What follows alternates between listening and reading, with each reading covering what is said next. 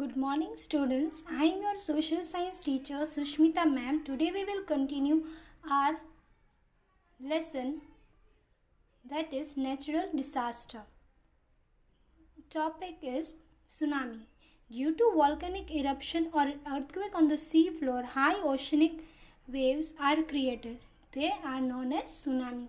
अब कभी कभी सी लेवल के नीचे भी जो प्लेट्स होती है उनमें थोड़ी सी डिस्टर्बेंस हो जाती है या फिर वॉल्केनो इरप्शन उसके अंदर होता है, तब जो वेव्स है वो बहुत ही हाई हो जाते हैं और उसे हम क्या कहते हैं? They are known as tsunami. उसे हम सुनामी कहते हैं. They are high and have unimaginable length, और उसकी जो लेंथ है वो बहुत ही ऊंची होती है जिसको हम इमेजिन भी नहीं कर सकते. Their length is approximately 700 to 1600 kilometers. These waves travel with a great speed and force. और ये जो waves है वो approximately यानी लगभग 700 से लेके 1600 तक किलोमीटर्स के क्या होते हैं? हाइट होती है उसकी, और उसका जो फोर्स है वो बहुत ही ग्रेट होता है और बहुत ही स्पीड में आता है. By the time they reach the coast they attain great height and power which causes a great deal of destruction in the coastal region. It was witnessed on 11th March 2011 in Japan. अब इसके जो causes है वो बहुत ही high होते हैं, बहुत ही great height में वो जब पावर से आते हैं पूरे, वहाँ पर बहुत ही ज़्यादा तबाही मचा देते हैं. जैसे कि आपने इसका विटनेस आपने देखा होगा, न्यूज़ में पढ़ा होगा. 11 मार्च 2011 में जापान में हुआ था. स्ट्रॉन्ग एंड विंगलिंग winds also create big and strong waves. अब कभी कभी स्ट्रॉन्ग विंगलिंग यानी छोटे छोटे जो वेव्स होते हैं वो भी बहुत ज़ोर से आते हैं, वो भी बहुत ही ज़ोर से टकराते हैं किसी में, तो बहुत सारा डिस्ट्रक्शंस होता है. Once the storm gets over, these waves become tall with a height wavelength which can travel great distance. और जब उसमें थोड़ा सा तूफान भी आता है तब ये क्या हो जाता है? ये बहुत ही हाई लेवल में चला जाता है और बहुत ही दूर तक डिस्टेंस तक ट्रैवल कर सकता है. Such wave causes a great deal of destruction in the coastal region. और ये जो कोस्टल रीजन यानी जो समुद्र किनारे रहते हैं वो सारे रीजन्स में बहुत ही इम्पैक्ट करता है. Hence they are known as the destructive waves. और उसे हम क्या कहते हैं? Destructive waves. At the time rock face falls, ice falls और अंडर वाटर लैंडस्लाइड्स और slumps can generate displacement of water to create a tsunami. अब अंदर जो है ज़मीन के अंदर, सी लेवल के अंदर भी रॉक जब उसमें गिरता है या आइस फॉल होता है या फिर अंडर वाटर लैंडस्लाइड हो जाता है, तब ये सारा डिस्ट्रक्शंस क्रिएट होता है. Then flood. The flow of excess of water in a river is called flood. अब जब ज़्यादा बारिश होने की वजह से जो रिवर में भी पानी ओवरफ्लो हो जाता है उसे हम फ्लड कहते हैं.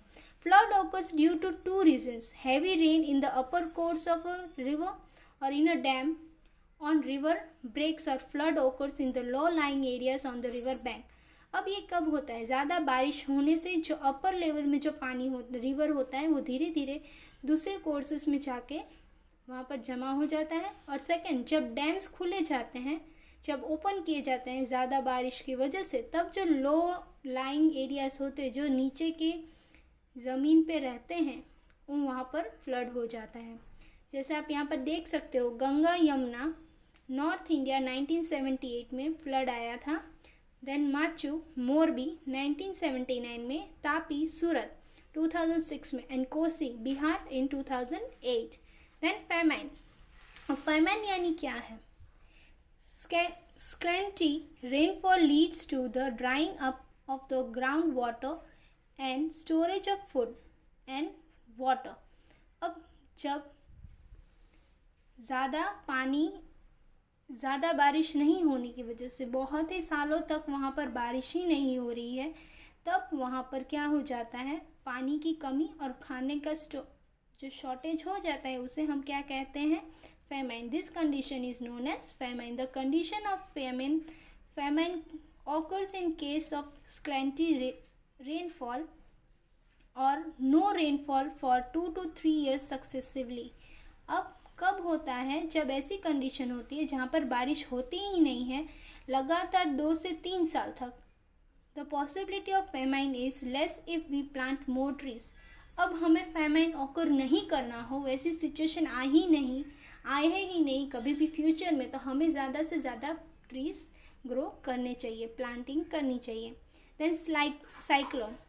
The simple meaning of cyclone is air which blows at a great speed. अब साइक्लोन यानी क्या? जब बहुत ज़ोरों से हवाएं चलती हैं। It can be called a storm और व्हिरलविंड। इसे हम स्टॉर्म या फिर व्हिरलविंड कह सकते हैं। The coastal areas of India experience cyclone every year. अब जो कोस्टल एरिया के पास यानी दरिया किनारे पास यानी सी लेवल के पास जो रीजन्स में इंसान रहते हैं, उस एरिया में ज़्यादातर हर साल साइक्लोन का सामना उन्हें करना पड़ता है। The eastern coast especially experience it every year. The adjacent regions also feel the effect of cyclone when it is at a highest intensity. However, these winds affect a limited area for a limited period of time only. अब ये जो है जहाँ कहीं भी आता है, बहुत ही स्पीड से आता है, तो बहुत कुछ तबाह करके जाता है, और ये बहुत ही कम समय के लिए आता है, ज़्यादा समय के लिए नहीं आता। अब यहाँ पर आप देख सकते हो कि क्या क्या जब साइक्लोन आता है तब इतना सारा डिस्ट्रक्शन होता है। आपने सुना होगा कि आसाम के साइड जो अभी रिसेंटली इसी साल में जो साइक्लोन आया था, तभी भी इतने सारे डिस्ट्रक्शन ही हुआ था। Forest fire. Friction between dry branches of trees and other factors causes forest fire.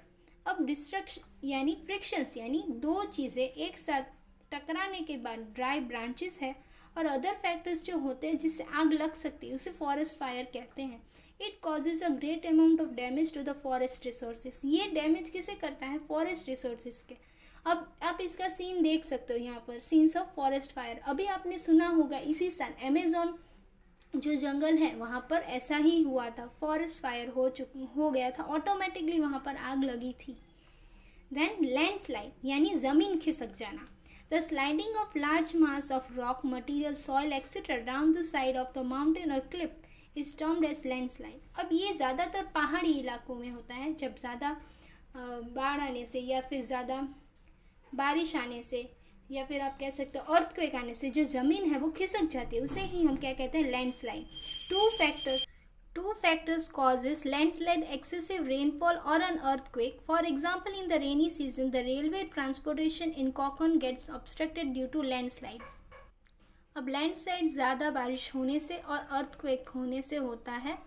अब आपको यहाँ पर एक एग्जांपल दिया गया है कि रेलवे ट्रांसपोर्टेशन इन कोकन जब हुआ था, तब उस साल जब ज़्यादा बारिश आने की वजह से लैंडस्लाइड हुआ था। अभी रिसेंटली आप कह सकते हो कि महाराष्ट्र में ज़्यादा बारिश आने से कई जगहों पर लैंडस्लाइड हुआ था, जैसे उत्तराखंड में भी हुआ था बहुत सालों पहले। ये सब क्या एग्जाम्पल, किसके एग्जाम्पल है? लैंडस्लाइड्स के। Thank you for watching.